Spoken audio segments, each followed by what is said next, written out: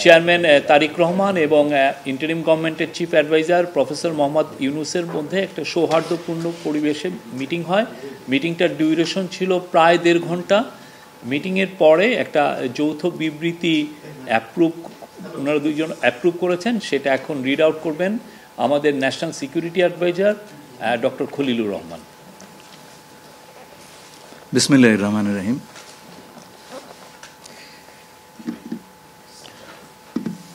মাননীয় প্রধান উপদেষ্টা এবং বিএনপির ভারপ্রাপ্ত চেয়ারম্যান দুজনের অনুমোদিত যৌথ বিবৃতিটি আমি পাঠ করে শোনাচ্ছি। আজ বিএনপির ভারপ্রাপ্ত চেয়ারপারসন জনাব তারেক রহমান লন্ডনে সফররত প্রধান উপদেষ্টা প্রফেসর ডক্টর মোহাম্মদ ইউনুসের সাথে সাক্ষাৎ করেন। অত্যন্ত সৌহার্দ্যমূলক পরিবেশে তাদের বৈঠক অনুষ্ঠিত হয়। জনাব তারেক রহমান প্রধান উপদেষ্টার কাছে আগামী বছরের রমজানের আগে নির্বাচন আয়োজনের প্রস্তাব করেন। দলের চেয়ারপারসন বেগম খালেদা জিয়াও মনে করেন ওই সময় নির্বাচন অনুষ্ঠিত হলে ভালো হয়। প্রধান উপদেষ্টা বলেন যে তিনি আগামী বছর এপ্রিলের প্রথমার্ধের মধ্যে নির্বাচন অনুষ্ঠানের ঘোষণা দিয়েছেন। সকল প্রস্তুতি সম্পন্ন করা গেলে 2026 সালের রমজান শুরু হওয়ার আগের সপ্তাহেও নির্বাচন আয়োজন করা যেতে পারে। সেক্ষেত্রে সেই সময়ের মধ্যে সংস্কার ও বিচারের বিষয়ে পর্যাপ্ত অগ্রগতি অর্জন করা প্রয়োজন হবে। জনাব তারেক রহমান প্রধান উপদেষ্টার এই অবস্থানকে স্বাগত জানান এবং দলের পক্ষ থেকে তাকে ধন্যবাদ জ্ঞাপন করেন। প্রধান উপদেষ্টাও জনাব তারেক রহমানকে ফলপ্রসূ আলোচনার জন্য ধন্যবাদ জানান। আপনাদের সবাইকে ধন্যবাদ। আমরা 7টা কোশ্চেন নিব। আপনারা কোশ্চেনগুলো করবেন হচ্ছে আমাদের national security adviser doctor Khalilur Rahman এবং বিএনপির স্ট্যান্ডিং কমিটির মেম্বার আমির খসরু মাহমুদ চৌধুরী। প্লিজ। আমার একটা প্রশ্ন, জুলাই সনদ নিয়ে কোনো কথা হয়েছে কি আজকের বৈঠকে? না, জুলাই সনদ নিয়ে তো অলরেডি আলোচনা চলছে দেশে, এবং এই ব্যাপারে আমাদের মধ্যে অলরেডি সিদ্ধান্ত আছে যে ঐক্যমতের ভিত্তিতে জুলাই সনদ হবে, এবং সংস্কারের ব্যাপারেও একই উত্তর আমাকে দিতে হয় যে ঐক্যমতের পরিপ্রেক্ষিতে আমরা সংস্কার এবং জুলাই সনদ দুটাই করব। সকলের ঐক্যমতের পরিপ্রেক্ষিতে সেটা সিদ্ধান্ত নেওয়া হবে, এবং এটা আমি নিশ্চিত এটা খুব কম সময়ের মধ্যে আমরা সেই সিদ্ধান্ত নিতে পারব।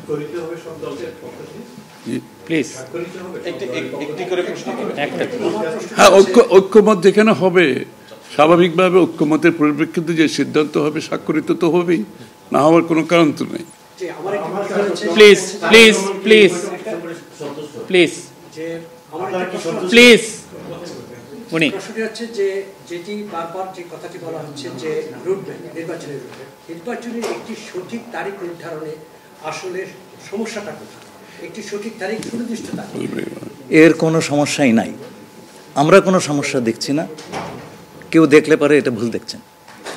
নির্বাচনের সম্পর্কে আজকে যৌথ বিবৃতিতে আমরা বলে দিয়েছি দুপক্ষই, এবং নির্বাচন কমিশন আমরা আশা করব শীঘ্রই একটা তারিখ ঘোষণা করবে।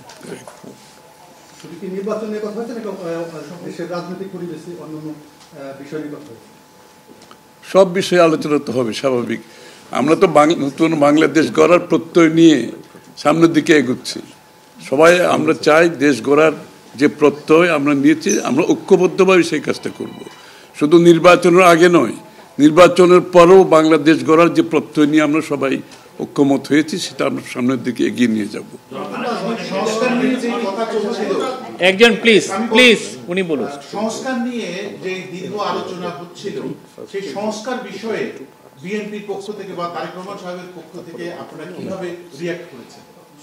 যে আবার স্যার আমি শুনি, যে সংস্কার নিয়ে যে বর্তমান সরকারের যে একটা বিশাল রূপরেখা তৈরি হয়েছে, একটা বিশাল তালিকা, সেই তালিকা নিশ্চয়ই আজকে আপনাদের সামনে উপস্থাপন করা হয়েছে। যে সংস্কার বিষয়ে আপনাদের মতামত কি? বিএনপি কিভাবে সেটাকে?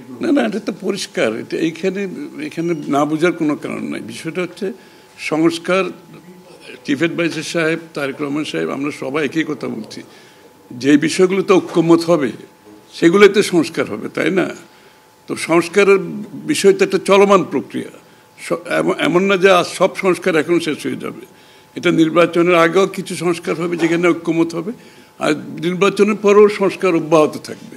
কারণ আমরা যেই দেশ গড়ার প্রত্যয় নিয়েছি, সংস্কারের প্রয়োজনীয়তা সবাই অনুভব করছে এখানে। সুতরাং আগে পরে সংস্কার চলতে থাকবে। Please please please please. Tarique Rahman দীর্ঘদিন ধরে এখানে অবস্থান করছেন এবং স্বরাষ্ট্র উপদেষ্টাও বলেছেন ওনার দেশে ফিরতে কোনো বাধা নেই। ওনার এই ব্যাপারে কোনো আলোচনা হয়েছে কিনা বা কবে দেশে ফিরতে পারবে? এই ব্যাপারে আলোচনার কোনো প্রয়োজনীয়তা আছে বলে আমরা মনে করি না। তারেক রহমান সাহেব যখনই ইচ্ছা উনি দেশে ফিরে যেতে পারবেন, সুতরাং এটা সিদ্ধান্ত উনি নেবেন সময় মতো। আমি একটা প্রশ্ন করতে চাই। আমার প্রশ্ন আছে যে শেখ হাসিনার যে এই যে হত্যাযজ্ঞ, সেই হত্যাযজ্ঞের যে বিচার প্রক্রিয়া, সেই বিচার প্রক্রিয়ার সাথেও কিন্তু একটা বিষয় জড়িত। তিনি বলেছেন যে তার সময় অর্থাৎ নির্বাচনের আগেই শেখ হাসিনার যে বিচার প্রক্রিয়া তিনি শেষ করতে চান এবং পরবর্তীতে তাকে ফিরিয়ে আনার ব্যাপারে তিনি সিদ্ধান্ত নেবেন। এই ব্যাপারে আলোচনা হয়েছে কিনা, এবং যদি সেটা হয়ে থাকে তাহলে সেটাও এই নির্বাচনের রূপরেখার সাথে এটা কোনো প্রভাব ফেলবে কিনা? যৌথ বিবৃতিতে এর উত্তর দেওয়া আছে। সংস্কার এবং বিচার দুই বিষয়ে পর্যাপ্ত অগ্রগতি কথা বলা হয়েছে এবং আমরা মোটামুটি কনফিডেন্ট যে এই অগ্রগতি আমরা নির্বাচন আগেই দেখতে পাবো, সম্পন্ন করা যাবে। রাজনৈতিক দল এনসিপি নির্বাচন কমিশন সংস্কার ছাড়া নির্বাচনে যাবে না বলে ঘোষণা করেছে। এই ব্যাপারে এখানে আলোচনার কোনো সুযোগ আছে বলে আমি মনে করি না। এটা স্যার বলেন কি হয়েছে? সকল দলের সম্মতিক্রমে নির্বাচনটা অনুষ্ঠিত হবে। আমরা সেরকমই চাচ্ছি। নির্বাচন কমিশন এই নির্বাচন কমিশনের অধীনে নতুন রাজনৈতিক দল নির্বাচনে যাবে না বলছে, এটা কোনো আলোচনা হচ্ছে? এটা ওনাদেরকে জিজ্ঞেস করেন। এটা যার প্রত্যেকটি দলের নিজস্ব মতামত আছে, তবে আমরা সকলকে নিয়ে নির্বাচনটা করতে চাচ্ছি। আচ্ছা, তাহলে কি আমরা বলতে পারি যে এপ্রিলে যে ঘোষিত যে নির্বাচনের রূপরেখা, তাহলে সেখান থেকে সরকার কিছুটা সরে আসতে চাচ্ছে বা আসবে? যৌথ ঘোষণায় এই বিষয়টি সুস্পষ্টই বলা আছে। আপনারা শুনেছেন, যদি সকল কাজ সময় মতো আমরা করতে পারি এবং বিচার ও সংস্কারের ব্যাপারে পর্যাপ্ত অগ্রগতি হয়, তাহলে নিশ্চয়ই সেটা করা যেতে পারে। এখানে আমি একটু অ্যাড করি যে ইয়ের সাথে, যে মিটিংটা প্রথমে আমাদের দুই সাইডের ডেলিগেশনের সাথে হয়েছে এবং পরবর্তীতে 1-to-1 ওনারা দুজনে দীর্ঘ সময় আলোচনা করেছেন। আপনারা কি সন্তুষ্ট কিনা? নিশ্চয়ই সন্তুষ্ট। শুধু আমরা তো বলছি নির্বাচনের আগে নয়, নির্বাচনের পরও দেশ গড়ার ক্ষেত্রে আমরা সবাই একসাথে কাজ করতে হবে, নতুন বাংলাদেশ করতে হবে। আর সন্তুষ্ট না হলে তো যৌথ ঘোষণা আসবার কথা নয়। এখন যে বিচার প্রক্রিয়া চলছে বিগত সরকারের বিভিন্ন, আপনি একবার কোশ্চেন করেছেন প্লিজ। না না, আরেকটা লাস্ট কোশ্চেন নিব, লাস্ট একটা কোশ্চেন নিব। জি, জাতীয় ঐক্যমত্যের সরকার গঠনের বিষয়ে কোনো আলোচনা হয়েছে কি? না, এটা তো নির্বাচন পরবর্তী সিদ্ধান্ত, যারা নির্বাচিত হবে তাদের সিদ্ধান্ত। সুতরাং এখানে তো আলোচনা হওয়ার কিছু নাই। Thank you.